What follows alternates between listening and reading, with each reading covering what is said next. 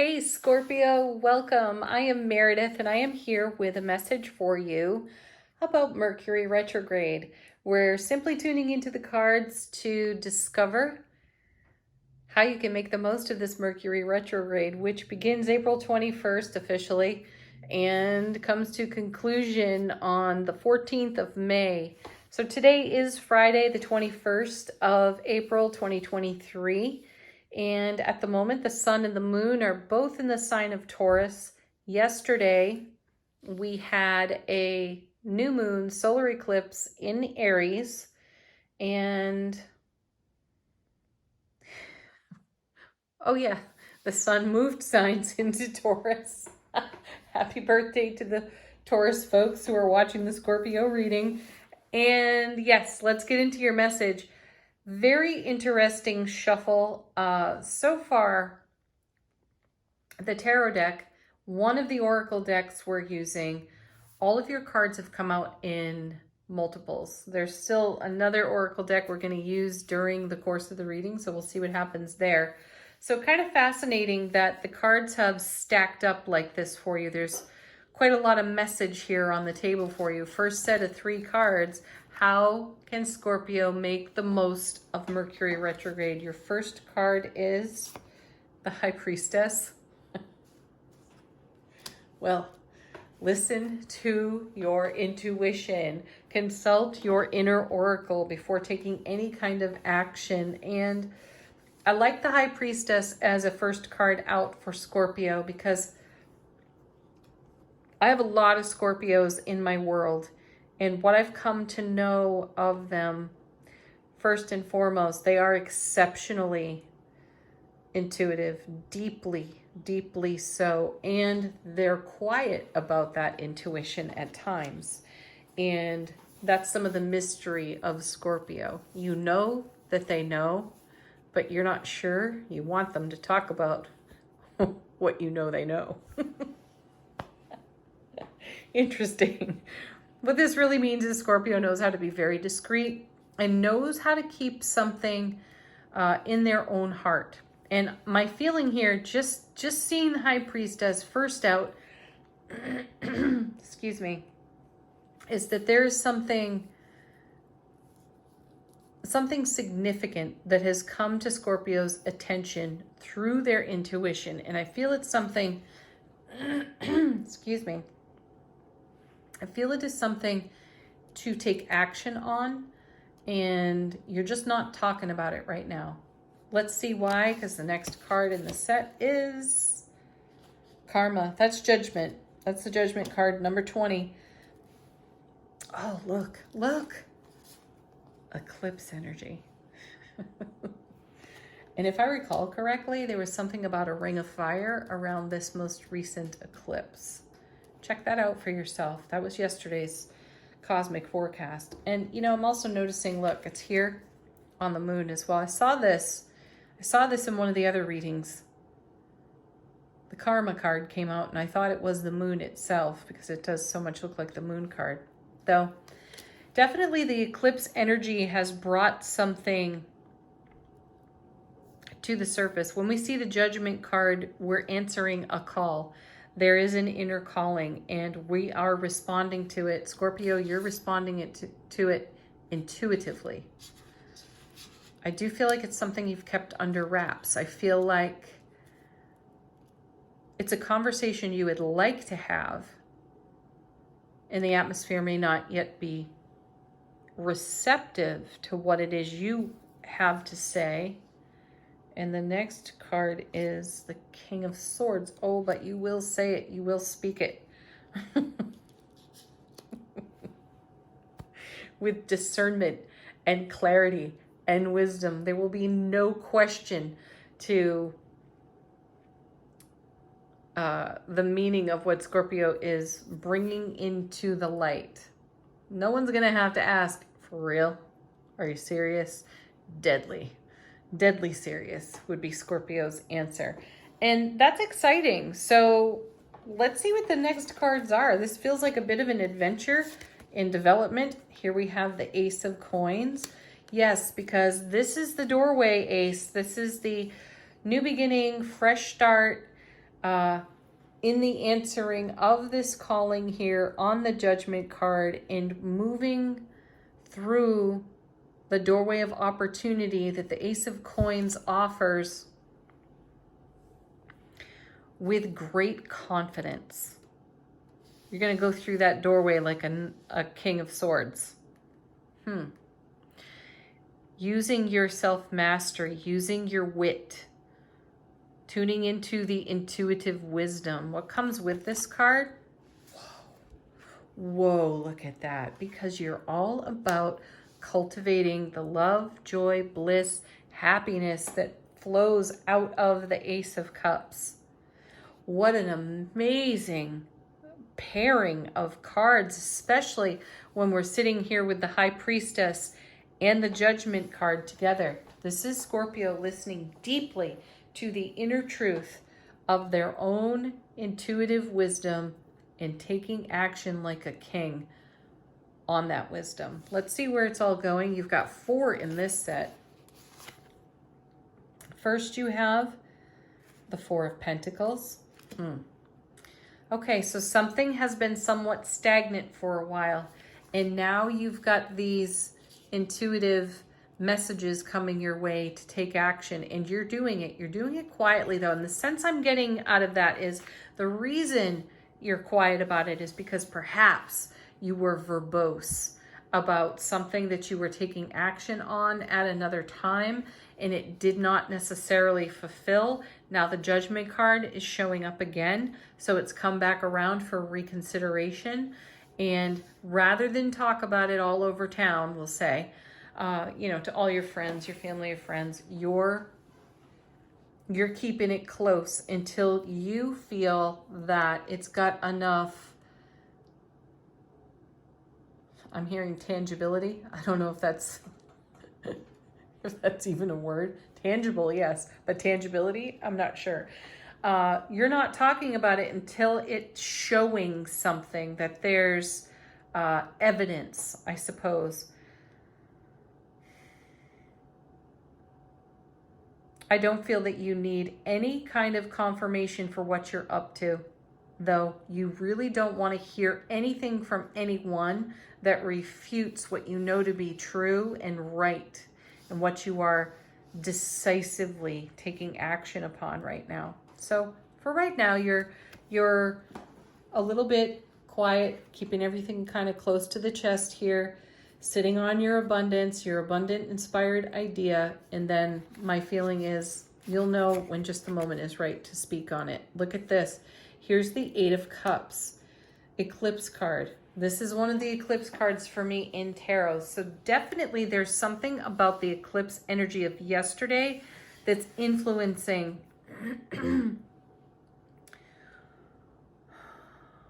what's being reconciled and reconsidered during the Mercury retrograde,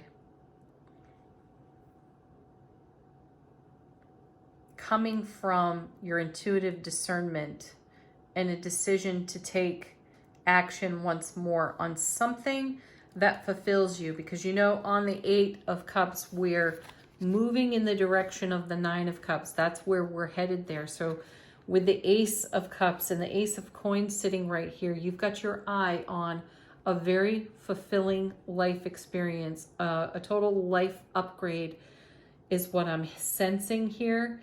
And oh my goodness. Okay, so my guides are popping in right now, and they're having me look at the Judgment card, and they're telling me that this is connected to a dream, a vision that you've had for 20 or more years. There's this message of, oh my gosh, at last, I'm hearing from my guides. At last I can live like the Ace of Cups. Whoa, that's beautiful. I feel emotional actually as that message comes from my guides. Look, here you are, 6 of Wands, victory, success. Yeah, there is a homecoming in this, because whatever you're dreaming or have been dreaming for 20 or more years, it's now. It's happening now. And it's so sacred That's why these aces are here. They are divine and cosmic sacred gifts.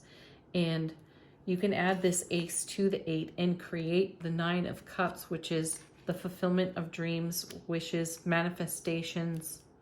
Truly, it is a dream come true card, and you're walking into that here on the 8. So this 4 is very poignant because you're very stable within your own energy, and you do not feel like, I don't know where this is coming from. I mean, it's coming from my guides, but they're pulling it out of your past. You don't need anyone's permission to accept what's on offer to you here in these aces. You are boldly accepting and saying yes to what these aces are offering you, because you know this is vital, and this is very fertile energy that continues to pay rewards onward. This king knows it too. He's very discerning. So Scorpio, you're feeling the intuitive message, you're answering the call to that message, and you are seeing signs, synchronicities appear in your everyday that inspire you to journey on in the 8 of Cups and keep the sacredness of your journey experience somewhat to yourself. My sense is there's probably 1, maybe 2 people that you would share this with, but that's because, you know, they're the sort of folk that celebrate. They celebrate with you. They recognize what it is to savor. They recognize the preciousness of the journey that you are on. Ooh, and they're cheering for you here on this 6. Look at that, right? Okay, the 4th card in that set is the 4 of Wands, happiest card in the minor arcana. See, you are definitely going through a portal, a gateway that is offered here on the Ace of Coins. You've stepped into the overflow, and that overflow is bringing you 8 of Cups into a 9 of Cups, dream fulfillment, wish fulfilled, victory, successful, arrival on a super solid, exceptionally happy, blissful foundation. This is all of your creation. You and the divine all have brought all of this together. You're answering the call to the essential aspects required to, I'm hearing, bring this home, bring this to fulfillment. Next set 2 cards. First is the Emperor. The father of tarot. Whoa, Mr. Know-It-All himself. We love that he's a know-it-all because he's Aries fire. He's driven. He is at the top of tarot with the Empress, mother and father of the tarot. All 4 kings rolled into one being here. You are the Emperor sitting on that throne, and you're taking a look at all of this. This is you taking stock of this journey, this 20 or more year old journey of fulfillment here in the Ace of Cups. And the sense that I get is that the Emperor could not be more delighted to be sitting on that throne on this 4 of Wands. Ooh. And then you have the 10 of Wands. What a beautiful card. This is a card of true fulfillment. All 10s bring fulfillment in readings. I know this one is spoken of in terms of carrying a burden, and that may be what the weight of 20 years worth of dreaming something into being could feel like. It could feel heavy at times. However, because I'm sure at one time or another you questioned yourself. Do I hang on to this dream or do I let it go? Do I just set this down and walk on and dream something new? Sure, you probably did that from time to time. My feeling though, as I look at this 10, is you could not be blessed with more resource than you are right now to create this 4 of Wands life experience and celebrate in success and victory like the 6 of Wands in an unusual and unique journey through eclipse energy on the 8 of Cups to create a 9 of Cups lifestyle. Wow. That's a wow every time. Let's take a look at the bottom of the deck. What's in the unseen? First card is the Moon. Rising from your own depths. Yes. So, remember that the Judgment card is also a card of resurrection. So I feel with this 10 here, this 4, and these aces, you've got a full circle life moment upon you. You've come full circle. You've journeyed a very long way and garnered a tremendous amount of gains, motivation, resource, experience, wisdom, Emperor. You know a lot, and you now have like a home to bring it to. That's what I'm hearing from my guides. You have a home to bring it. And this home is something that has risen out of your own depths. A life of dedication to a dream. And you're living the dream. Well, there's confirmation of what I said moments ago, that maybe there were times along the way that you were thinking, I should scrap this, and it created some anxiety because you'd already invested so much. There's the 9 of Swords to confirm that. And then this is followed by, wow, look at this, the Sun. You have 2 now of the happiest cards in tarot on the table. Not to mention 2 glorious aces. That Ace of Coins is a card of great love as well. Typically, it's the Ace of Cups. I don't know if I already said this. Pardon if I'm repeating myself. The Ace of Cups is pretty much the one that everybody assumes is a card of great love. And it absolutely is. It absolutely is. But so too is the Ace of Coins. And that's overlooked. So I make it a point to point that out. So you're stepping into the great love that you have cultivated within self-relationship to create the sun shining on your 4 of Wands, so you can enjoy that view with brilliant clarity, like the King of Swords, like the Emperor, because you've listened to your inner calling. Judgment card, High Priestess, and you have taken action consistently over and over for a couple of decades to create where you are in these now moments. Next, off the bottom of the deck, look at this. We have the 7 of Pentacles. This is representative of all that you've invested so far. Now, you may not be necessarily done there either. There's probably more that you have been inspired to add to this foundation. And you have a lot of resource in this 10, and you have a lot of abundance here on the vine. This is more resource that will bless you in the oncoming as you take more measured and consistent action on what's fulfilling in the now. One more off the bottom. Look at this. Magician. As above, so below. Living heaven on earth right there in this card. A tremendous manifestation card.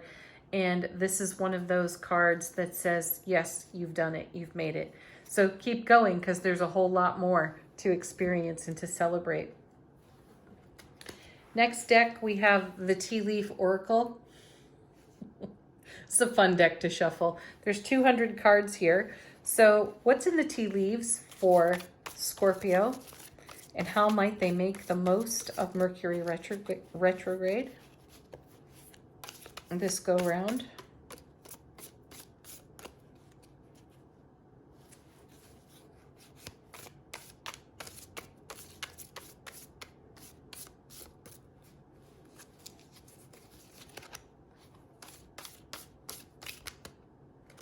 Okay. First, we have the marriage card. That could be a literal marriage.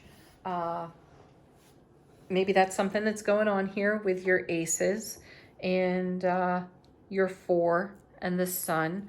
Perhaps there's a blessing on a relationship in your life and you're weaving energies together with this person. Could be an actual traditional marriage. I lean more toward weaving energies together when I see a marriage card of any kind. It's how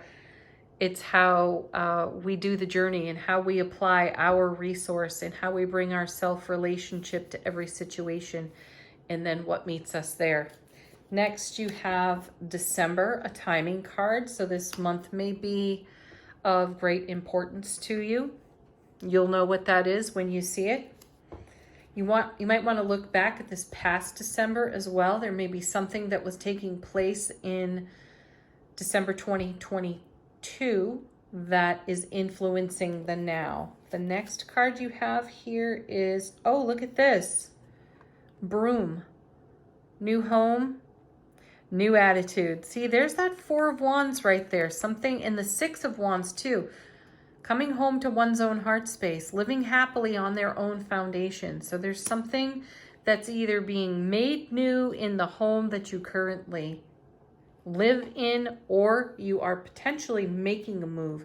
The Suit of Wands does indicate movement. Sometimes it's about travel. A lot of times it's about moving house. Next, we have hammock. Taking a vacation physically or mentally. And maybe that's what you're doing. You're hanging a hammock at your home, and this might be the new item. Or there's the perfect place in a new home where you can actually put up a hammock.